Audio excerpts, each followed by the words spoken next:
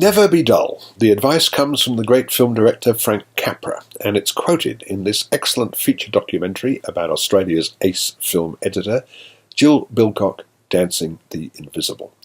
Bilcock, who's edited some of this country's most important and admired films in recent years, is one of those behind-the-scenes heroes of the industry whose achievements and creative input are probably not very obvious to the average filmgoer, but whose talent and dedication are admired by just about everyone in the business.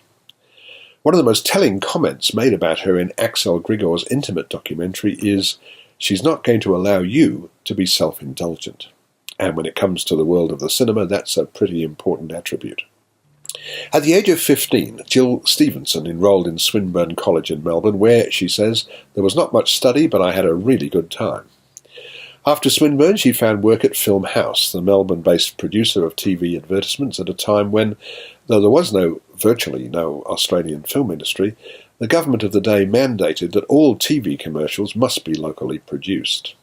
Fred Skepsey and his colleagues cut their cinematic teeth on these commercials before launching into features with The Devil's Playground in 1976. And Bilcock learned her editing skills in this cooperative hothouse environment. Back in Australia, she started cutting feature films.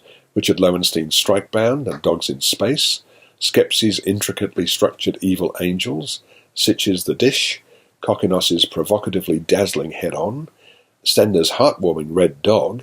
We learn that it was Bilcock who managed to edit the endearing close-ups of the film's canine star to maximum effect.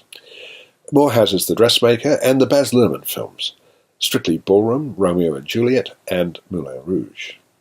One of the most fascinating revelations in the documentary is the fact that a pilot of Romeo and Juliet was shot with leading actor Leonardo DiCaprio in Sydney on video and edited by Bilcock in a way that assured the studio suits at 20th Century Fox that this modern take on Shakespeare would make a viable movie.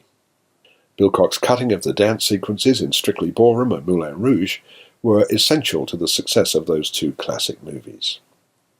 Overseas, she edited the Sam Mendes-directed drama Road to Perdition and Shekhar Kapoor's Elizabeth.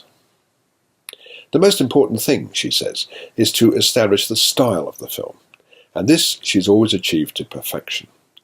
You've got to cut the bogus and deliver an emotional outcome, she adds, all of which may seem obvious, but it takes a craftsman of Bilcock's talent to achieve it.